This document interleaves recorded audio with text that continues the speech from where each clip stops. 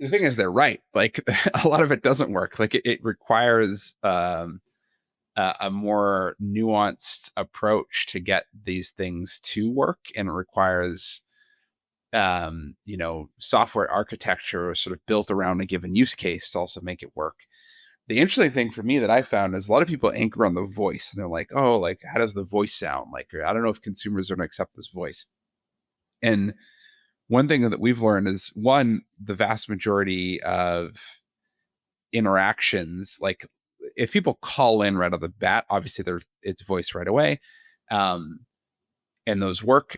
But if people also fill out a form, for example, most people actually interact over text than voice. So first off, like just anchor in voice, most people actually get qualified or move through the process over text and email, and not necessarily always on voice. And so one, it's like focus on all the channels, not just voice. But then two, the other thing we realized is uh, as long as the sequence is accurate, as long as the experience is accurate and helping someone get to where they're trying to get to on their terms and quickly, then a robotic voice actually doesn't matter. What matters is the accuracy. And whether you're talking to a human or some robotic sounding AI voice, if either one of those are inaccurate or not understanding you, or you feel like they don't know what's going on, you're going to be frustrated. But if they know what's going on, you feel like you're being listened to, and you feel like you're being heard and followed up with and understood, and you're getting the resolutions. What we've realized, we've run some tests around this, is like robotic voices kind of don't matter. Like conversion rates don't drop as long as the accuracy is high.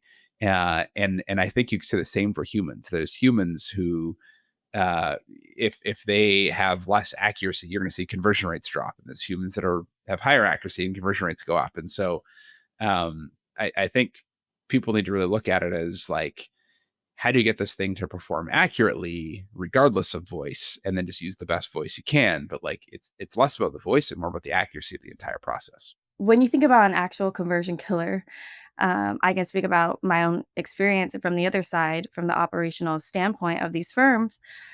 The biggest conversion killers I've seen are humans marking a lead in the CRM wrong, and then all of a sudden it becomes stagnant. Not following up with a lead when the lead told them they want to be called during a certain time period, or you know, not following up and getting the documents they need, or forgetting about a specific case. And it's these bottlenecks or these stagnant leads that really are what kill conversion like crazy. The little test you talked about with the robotic voice was really funny to me, and it completely, directly overwrites that a robotic voice isn't going to impact conversion as much as, a stagnant lead or a bottleneck that's keeping you from contacting people. Yeah, that makes a lot of sense.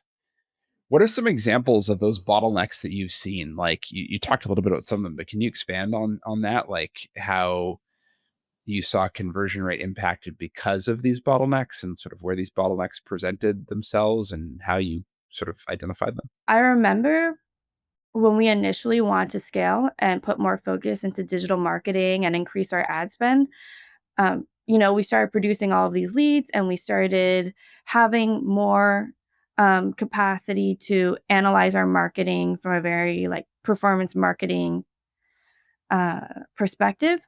But we actually didn't have the manpower or the uh, competency of the intakers to keep up with that volume of leads. And what started happening was, they would contact a lead once, not get a hold of them, and then just leave it sitting there. And or they were trying to call so many leads in one day, and they were doing things very fast, and marking a lead wrong, marking a lead as unqualified when it was qualified, or some other version of that, and then just leaving it stagnant when that was actually a good qualified lead that could have been turned into a sign up. I also see it past the sign up phase, where you've brought on a new client and you need specific documents from them, and a team gets so backed up with the number of cases that they're trying to deal with that cases just start slipping through the cracks. Clients actually request to be dropped, and that became the number one reason for drop cases, was where clients were so frustrated with not being able to get a hold of us or not having consistent communication that they just, want to no part with the firm anymore, and they had lost trust in us. So those were the two biggest issues I've seen, is a lack of being able to deal with the volume of cases or leads that are present. Um, and then also human error, putting in data wrong, putting in information in the CRM that causes the lead to kind of slip through the cracks. And those are two issues that Superpanel fixed for us, which was really nice. And I think what brought us to a sign up point that we didn't think we would ever be able to reach. I mean, whether it's humans or AI, like what's the best mindset to have when approaching scaling with AI or with humans? And I'm curious, like, what if there's much of a difference between the two? Because in my mind, I'm actually not sure if there's a huge difference. It's just it's like a different path, but the mindset might be the same. I'm curious your thoughts. Like, what is the mindset needed to scale with AI, and how is that different, if at all, than humans? So with AI, there's more of, at least at our company, there was more of a bit of hesitancy. And we were lucky to have a director who wanted to bring on, modern methods, and was looking at products that, were a bit higher tech, not resorting to the same methods that all the other firms seem to use. So we had more of an open minded leader to begin with, which made it nice. But yeah, for some reason, there just exists this hesitancy around um, committing to an AI company or feeling like you can confidently choose one that's going to work.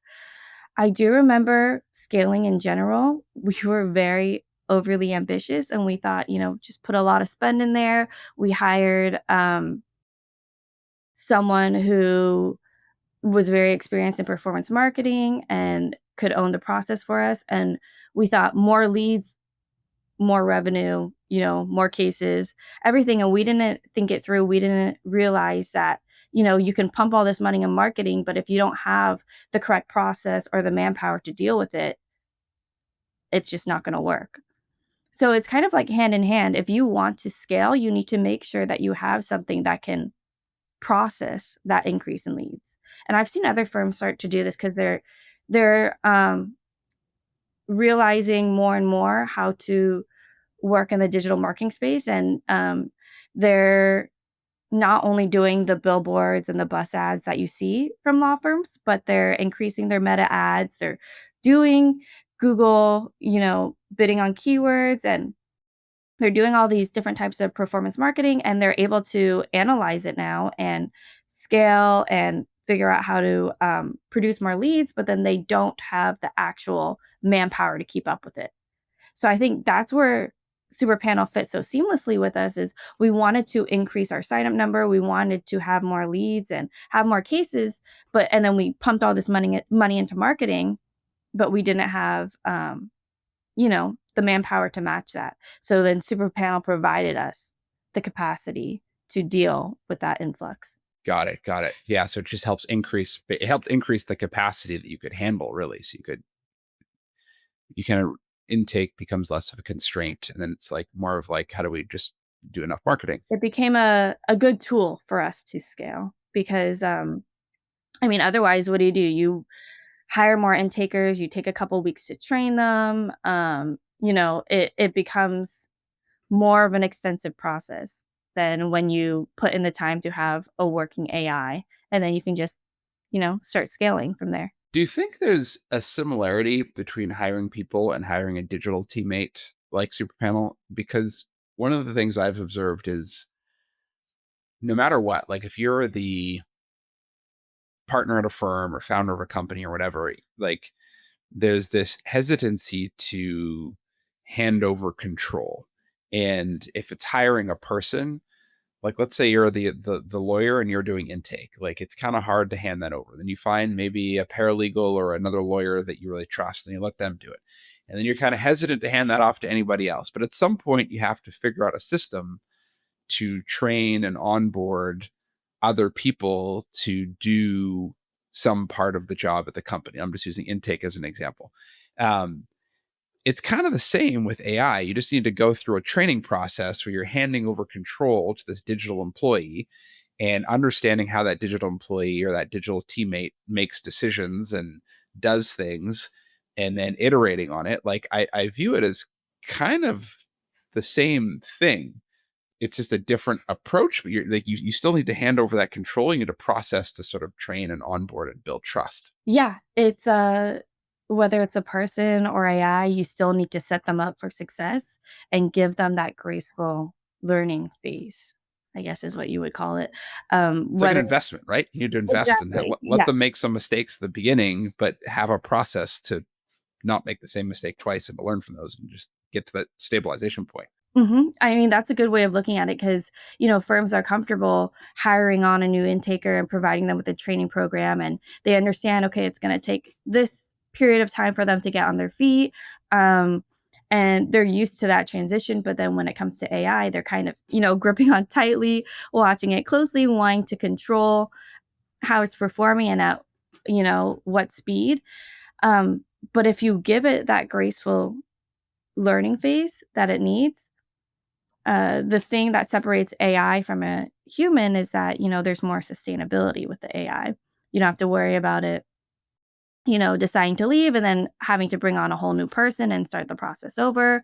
You can also, it can have a higher workload than a human. So that's, as it still needs that training period though. Yes, like you would with a human intaker. Yeah, yeah. Like that's the critical piece. People don't realize that that training and onboarding period is really important, and that you need to know and be okay with it making some mistakes to figure out how to do something the way you want it done, how to behave in that way.